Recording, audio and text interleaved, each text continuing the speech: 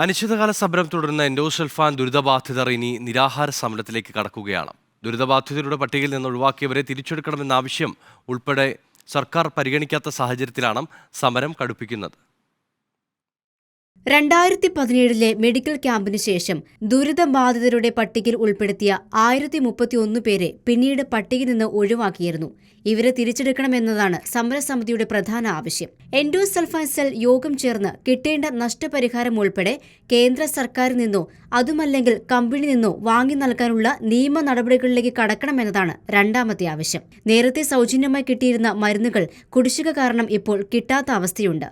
ഇതിൽ സർക്കാരിന്റെ അടിയന്തര ഇടപെടൽ ഉണ്ടാകണമെന്ന ആവശ്യവുമുണ്ട്. മരുന്ന് എല്ലാം വേണം, ഓരോ മരുന്നൊന്നും കിട്ടുന്നില്ല. ഇവർക്കുള്ള മരുന്നിന് തന്നെ മാസം തോറും ഒരുപാട് പൈസ വേണം. എല്ലാ കുട്ടികൾക്കും ഇടയ്ക്കിടയ്ക്കേ അസുഖം വരും.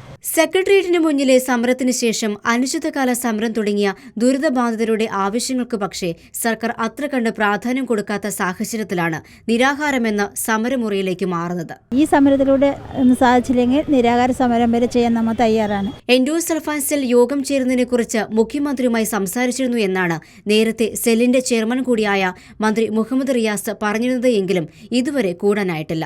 രോഗബാധിതരുടെ പല കുടുംബങ്ങളും പെൻഷൻ പോലും സമയത്ത് കിട്ടാതെ ദുരിതാവസ്ഥയിലാണ്. റിപ്പോർട്ടർ, കാസർഗോഡ്.